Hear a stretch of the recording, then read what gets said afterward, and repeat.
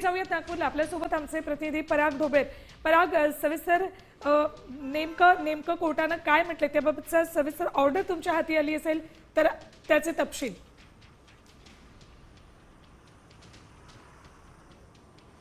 नक्कीच महत्त्वाचा निर्णय जो आहे नागपूर खंडपीठाने दिलेला आहे, कारण की ज्या ठिकाणी अचानकपणे जे आहे मतदानाच्या एक दिवसापूर्वी जे आहे निवडणुका रद्द करण्यात आल्या होत्या, त्या संदर्भातली याचिका टाकण्यात आली होती. आणि या सगळ्या संदर्भात जेव्हा मतदानाच्या दिवशी जेव्हा या निवडणुकीचा निकाल येईल आणि दुसऱ्यानंतर पुन्हा काही ठिकाणी जिथं निवडणुका रद्द झाली त्यांची मतमोजणी होईल, त्याच्यावर परिणाम होऊ शकतो अशा पद्धतीची याचिका होती. त्यामुळे कोर्टाने या सगळ्या संदर्भात सुनावणी घेतली आणि सुनावणीत आपलं निरीक्षण नोंदवलेलं आहे की 2 तारखेला मतदान होणार असताना 3 तारखेला जर मतमोजणी झाली तर ते फेअर निवडणूक होणार नाही. त्याचा निवडणुकीचा निर्णयाचा परिणाम जो आहे तो 20 तारखेला होणाऱ्या मतदानावर पडणार आहे. म्हणजे ज्या 24 ठिकाणी ही जे आहे निवडणूक रद्द झाली होती त्याच्यावर पडणार आहे. त्यामुळे ही फेअर निवडणूक ठरणार नाही, न्याय ठरणार नाही. त्यामुळे नगरपालिका किंवा नगर परिषदसाठी स्वतंत्र अशा पद्धतीचा निर्णय राहू शकत नाही. त्यामुळे ही निवडणुकीचा निकाल जो आहे किंवा एक्झिट पोल जे आहे ते 21 तारखेपर्यंत येऊ नये, म्हणजे 20 तारखेला मतदान होत नाही तोपर्यंत येऊ नये अशा पद्धतीचं निरीक्षण नोंदवलेलं आहे. आणि संपूर्ण राज्याचा निकाल,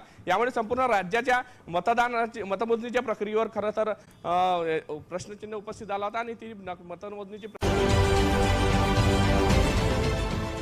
देश विदेशातील प्रत्येक घडामोडींचे लाईव्ह अपडेट मिळवण्यासाठी आता साम टीव्हीच्या सर्व सोशल मीडिया प्लॅटफॉर्मला लाईक, फॉलो आणि सबस्क्राईब करा.